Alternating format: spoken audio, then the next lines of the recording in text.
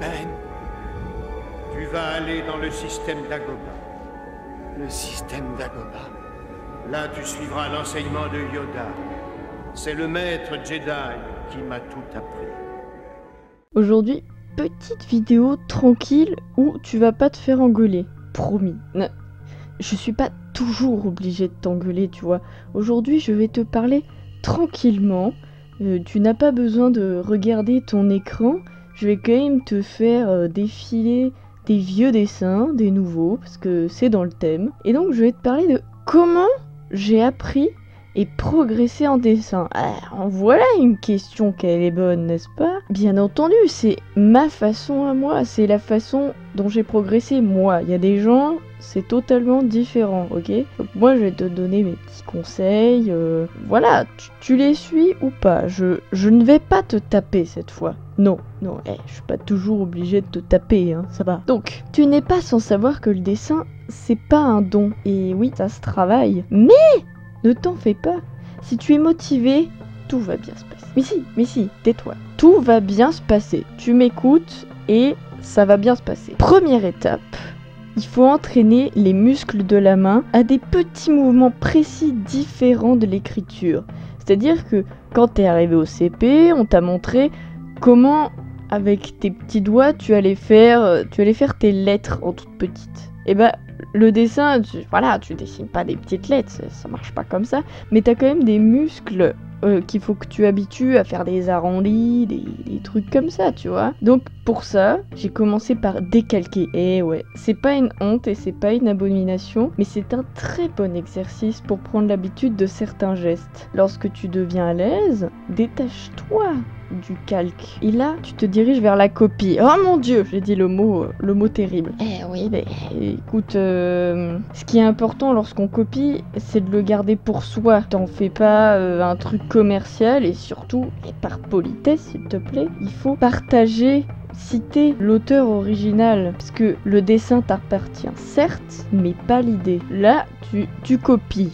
Tu copies ce que tu décalquais avant, ok? Et donc tu vas copier plusieurs styles différents, plusieurs choses. Mais attention, pour que ce soit fun, il faut que ce soit des choses que tu aimes. C'est très important, ok? Et quand t'es ok avec tout ça, tu prends les techniques que tu préfères et tu commences à inventer des combines, tu vois? Genre tu prends les yeux d'un, tu prends le nez de l'autre, les oreilles et tout. Et tu fais un micmac de tout ça, tu vois ce qui te plaît, tu grandis, tu rabaisses un peu la taille de certains trucs, et comme toi ça te plaît. Et c'est d'ailleurs de cette façon que tu vas toi-même trouver ton style, parce que tu vas dessiner toujours les mêmes choses, mais à un moment, avec ces combines là, tu vas trouver vraiment ce qui te plaît toi et ce qui va faire que ton dessin va être unique. Après, bien sûr, un artiste n'a pas toujours un seul trait et un seul style. Mais concentre-toi d'abord sur une chose. Ne commence pas à courir, hein? C'est pas comme ça que ça marche. D'abord, tu vas doucement, ok?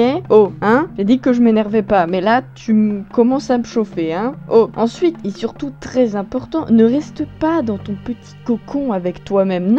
Non, ne fais surtout pas ça, d'accord? Il faut que tu ailles voir ailleurs. Moi, j'ai été 2 ans dans un cours de dessin avec des gens. Alors oui, on suivait pas spécialement le cours de dessin, voilà, c'est pas hyper sympa, mais bon, c'est comme ça que ça s'est passé. Et là, on a observé comment ceux qui travaillaient à ce moment-là, comment est-ce que eux ils dessinaient, de quelle façon ils faisaient les choses, et c'est toujours différent de ta façon à toi. Et c'est ça qui est très important, parce que ça va te permettre de comprendre des choses que tu n'avais jamais remarquées dans le dessin, des gestuels plus simples, certaines proportions, comment on les fait.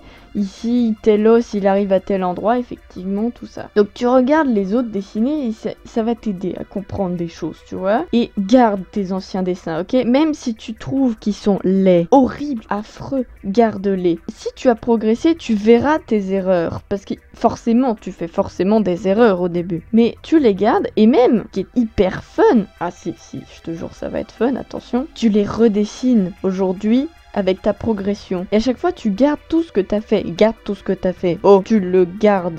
Tu le mets, je sais pas, mais oh, Aika, il y a de très bonnes armoires qui te permettent de tout ranger. Alors ça suffit. Oh, ça va, hein. Là, tu verras que tu as progressé si tu vois tes erreurs dans tes anciens dessins. C'est pour ça qu'il faut toujours les garder. Et plus tu avances dans le temps, et plus ils sont horribles. Mais c'est ça qui est génial. Il faut jamais avoir honte de ce qu'on a fait. Ensuite, une fois que t'es à l'aise, c'est le moment de voir l'anatomie, de voir un peu les fondamentaux. Maintenant que tu as exercé ta main à faire ce qu'il fallait, à comprendre certaines choses, maintenant tu commences par les choses importantes. Même si tu veux faire du cartoon, tu vois, et que les proportions vont pas être celles de la réalité, il est important de comprendre comment fonctionne le corps humain avant de le déformer. Vraiment, c'est hyper important.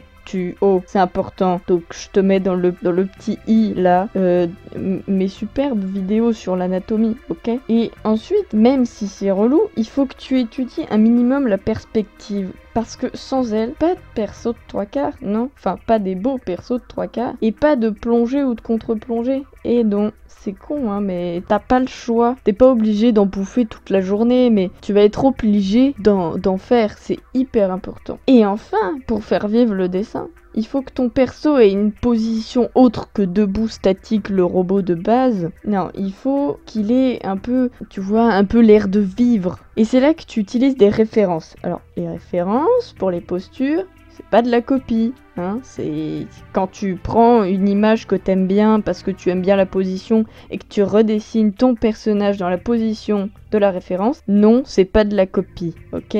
Ça suffit. Il faut aussi faire des dessins d'observation. Comme ça, tu vas pouvoir voir comment fonctionne la gravité sur les différents éléments. Comment les cheveux vont tomber, comment ton t-shirt y tombe, comment t'assois, on va dire, comment ton corps il se positionne quand tu t'assois dans telle et telle position, etc.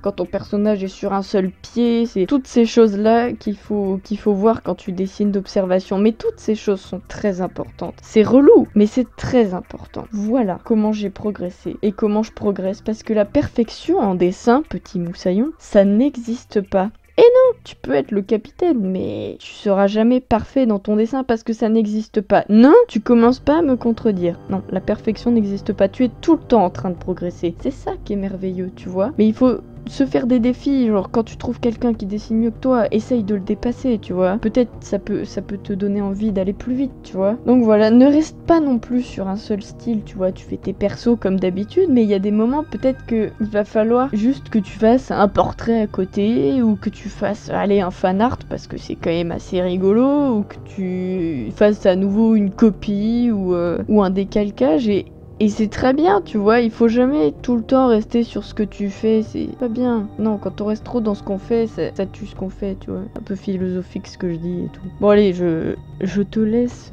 progresser. Donc porte-toi bien et ne bois pas la tasse, toujours la même chose, hein. Allez, ciao.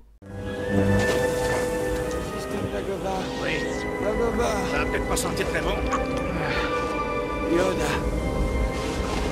mais au moins ça va te tenir chaud.